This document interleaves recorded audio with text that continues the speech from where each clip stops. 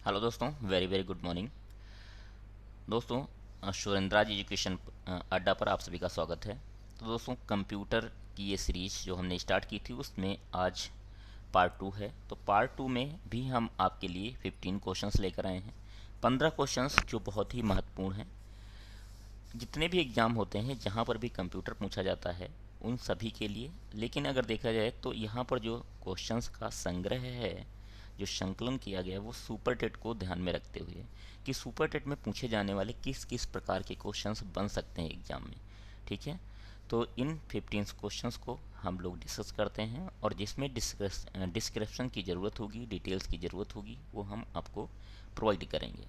तो pen paper लेकर computer copy आप बैठें और आपको ये वीडियो लगातार जब तक आपका पेपर नहीं हो रहा तब तक मिलती रहेंगी। लगभग कुछ नहीं तो आपको 15 से 20 पार्ट में ये आएंगे।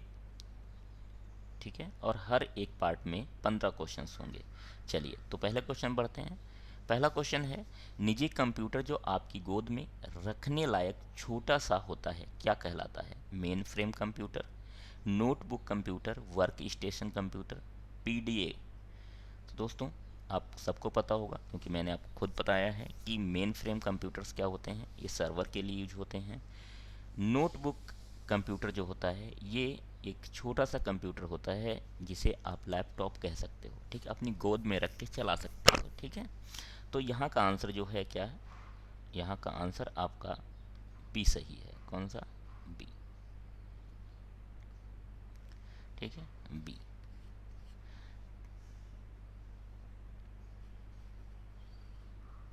ठीक है, बताया था मैंने कितने प्रकार के कंप्यूटर होते हैं। ऑफलाइन क्लासेस में भी मैंने समझाया है। ठीक है, आप लोगों को। हम्म,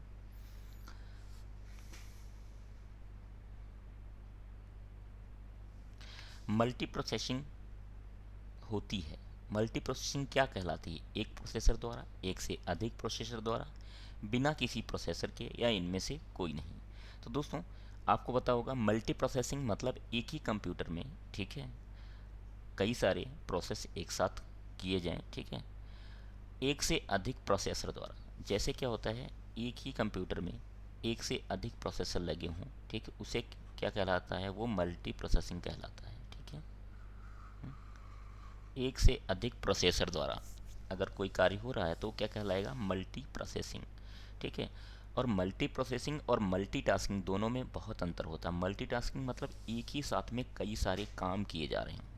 कई सारे मतलब यानी कि प्रोग्राम, जैसे क्या है, M S Word, M S Office, और अगर एक्सेल है या फिर टैली है या फिर अन्य कोई प्रोग्राम है, इन सबको एक साथ रन कराया जाए, उनसे कोई काम किए जाएं, तो उसे वो कहलाता है मल्टीटास्किंग। क्या कहलाता है? Multitasking.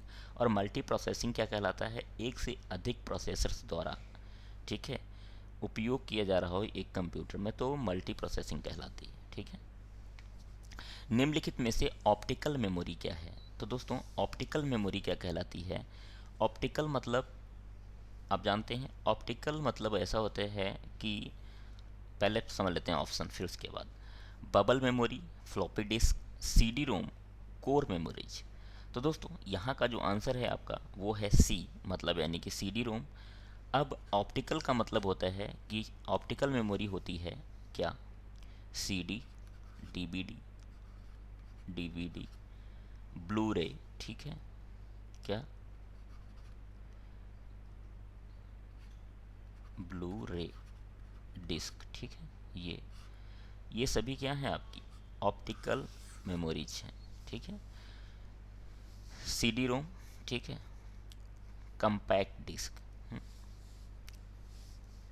Read only memory. Floppy disk आपने देखी होगी कि बहुत पुराने कंप्यूटर में देखने को मिलती थी। एक छोटी सी सीडी, जो सीडी होती थी, सीडी का ही छोटा सा रूप होता है और उसको लगाने के लिए अलग ड्राइव दी होती थी, फ्लॉपी डिस्क। ठीक है, सीपीयू में कंट्रोल मेमोरी और तीसरा कौन सा यूनिट होता है? तो micro processor, output, arithmetic, logic unit. दोस्तों बताइए क्या होता है? सीपीयू में मतलब सेंट्रल प्रोसेसिंग यूनिट में कंट्रोल होता है, मेमोरी होती है, और तीसरा यूनिट कौन सा होता है?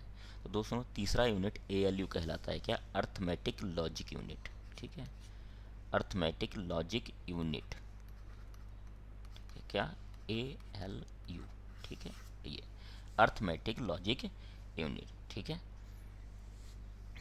चलिए नेक्स्ट क्वेश्चन पर, CPU के ALU में होते हैं, CPU के ALU में क्या होते हैं, ठीक है, RAM space, register, byte space, इनमें से सभी। तो दोस्तों क्या होते हैं, CPU के ALU में रजिस्टर्स होते हैं, क्या होते हैं, रजिस्टर्स होते हैं, मतलब central processing unit, arithmetic logic unit में क्या होते हैं, रजिस्टर होते हैं, क्या, रजिस्टर। गणना और तुलना के लिए कंप्यूटर के किस भाग का प्रयोग किया जाता है, गणना और तुलना के लिए कंप्यूटर के किस भाग का उपयोग किया जाता है, disk unit, modem unit, ALU unit, control unit.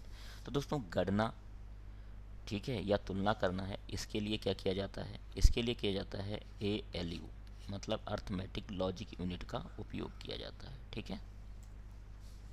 एक हार्डवेयर डिवाइस जो डाटा को अर्थपूर्ण इंफॉर्मेशन में परिवर्तित करता है, एक हार्डवेयर डिवाइस जो डाटा को अर्थपूर्ण इंफॉर्मेशन में परिवर्तित करता है, उसे क्या कहलाता है, वो क्या कहलाता है, प्रोसेसर, इनपुट डिवाइस, प्रोग्राम या प्रोटेक्टर, क्या कहलाता है। तो दोस्तों ये कहलाता है आपका प्रोसेसर। प्रोसेसर क्या करता है, जो रॉ मटेरियल मतलब रॉ डाटा होता है उसे एक इंफॉर्मेशन में परिवर्तित कर देता है, कौन करता है, प्रोसेसर, ठीक है, ये आंसर सही है। प्रोसेसर के तीन मुख्य भाग कौन से होते हैं, ये आपको बताना है। तो प्रोसेसर के तीन मुख्य भाग कौन कौन से होते हैं भाई, ALU कंट्रोल यूनिट और रैम, ALU कंट्रोल यूनिट और रजिस्टर, कैश कंट्रोल यूनिट और रजिस्टर, इनमें से कोई नहीं।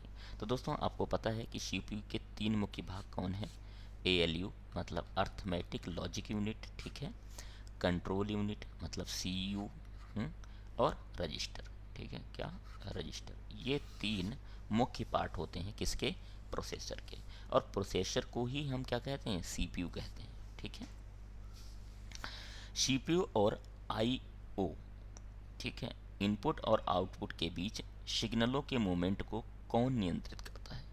दोस्तों बात हो रही है CPU और इनपुट और आउटपुट जो डिवाइसेस होती हैं के बीच के जो सिग्नल होते हैं उनके मूवमेंट को कौन नियंत्रित करता है, ये बताना है। तो दोस्तों पहला ऑप्शन है कंट्रोल यूनिट, दूसरा ALU, तीसरा मेमोरी यूनिट, या इनमें से कोई नहीं। तो ये आंसर होता है ए, कंट्रोल यूनिट क्या होती है, इनके सिग्नलों को क्या करती है, इनके मूवमेंट को नियंत्रित करती है। कंप्यूटर के सेंट्रल प्रोसेसिंग यूनिट का फंक्शन है, कंप्यूटर के सेंट्रल प्रोसेसिंग यूनिट का फंक्शन क्या कहलाता है, डेटा डिलीट करना, इनवॉइस बनाता है, गणनाएं और प्रोसेसिंग करना, या इनमें से कोई नहीं। तो दोस्तों सी आंसर सही है, आप सबको पता होगा गणनाएं और प्रोसेसिंग करना। सेंट्रल कंप्यूटर के सेंट्रल प्रोसेसिंग यूनिट का मुख्य फंक्शन यही है, गणनाएं और प्रोसेसिंग करना। निम्नलिखित में से कौन सा कंप्यूटर का बुनियादी कार्य नहीं है, डेटा को प्रोसेस करना, टेक्स्ट को स्कैन करना, इनपुट को स्वीकार करना, डाटा को स्टोर करना। तो दोस्तों इसका बुनियादी कार्य कौन सा नहीं है, तो टेक्स्ट को स्कैन करना, ठीक है, किसका, कंप्यूटर का। टेक्स्ट को स्कैन करना स्कैनर के द्वारा होता है, लेकिन डेटा प्रोसेस करना कंप्यूटर का कार्य है, इनपुट को स्वीकार करना कंप्यूटर का कार्य है, डेटा को स्टोर करना कंप्यूटर का कार्य है, ठीक है। टेक्स्ट को स्कैन करना यह बुनियादी कार्य नहीं है।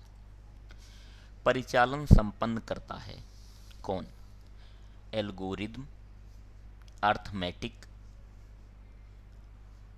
ASCII, इनमें से कोई नहीं। परिचालन कौन संपन्न करता है, तो अर्थमेटिक लॉजिक यूनिट जो होती है वो परिचालन संपन्न करती है, ठीक है। कंप्यूटर में अधिकांश प्रोसेसिंग किस में होती है, मदरबोर्ड, मेमोरी, CPU, रैम। तो दोस्तों अधिकांश प्रोसेसिंग कहाँ होती है, मतलब प्रोसेसिंग कहाँ होती है, CPU के द्वारा ही होती है। और CPU को ही क्या कहते हैं, कंप्यूटर का ब्रेन कहते हैं, ठीक है। और CPU की अगर बात की जाए तो CPU जो कंप्यूटर का ब्रेन है हर एक जनरेशन में अलग अलग रहा है, फर्स्ट, सेकेंड, थर्ड, फोर्थ और फिफ्थ। इतने से एक क्वेश्चन पूछ लिया जाता है। पहली में क्या था, वैक्यूम ट्यूब था, क्या, वैक्यूम ट्यूब था, वैक्यूम ट्यूब। दूसरी जनरेशन में क्या हुआ, दूसरी जनरेशन में रजिस्टर, ठीक है। तीसरी जनरेशन में क्या हुआ, आईसी, इंटीग्रेटेड सर्किट या चिप, ठीक है। फोर्थ जनरेशन में क्या हुआ, बताओ भाई, माइक्रो प्रोसेसर। क्या हुआ, माइक्रो प्रोसेसर। फिफ्थ जनरेशन में भी क्या है, माइक्रो प्रोसेसर ही है।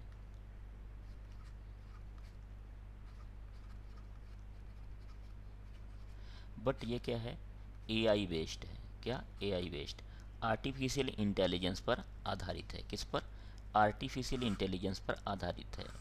ये किस पर काम करता है, वी यू एल, ठीक है, ULSI, ultra large scale integration पर, ठीक है। और ये पहले भी आ चुका था। तो ये 5 प्रोसेसर हैं और कंप्यूटर की कौन सी जनरेशन चल रही है, 5वीं चल रही है, ठीक है।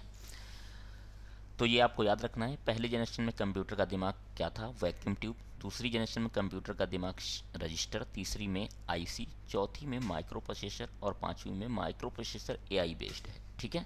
तो बातें आपको समझ में आ रही होंगी। सीपीयू की बात हो रही है, मतलब सीपीयू का मतलब ही है कंप्यूटर का दिमाग। कंप्यूटर निम्नलिखित में से कौन सा कार्य नहीं करता है, processing, understanding, inputting, outputting, inputting outputting. तो दोस्तों ये बात आपको समझ में आ गई होगी, कंप्यूटर कौन सा कार्य नहीं करता है। कंप्यूटर अंडरस्टैंडिंग का कार्य नहीं करता, ठीक है। कंप्यूटर को जो आप डाटा दोगे, जो आप कमांड दोगे, उसके अकॉर्डिंग काम करेगा, ठीक है। उसके पास सोचने समझने की क्षमता नहीं है। वो आपके अनुसार जो आप उससे काम करवाना चाहते हो वही काम करेगा, ठीक है।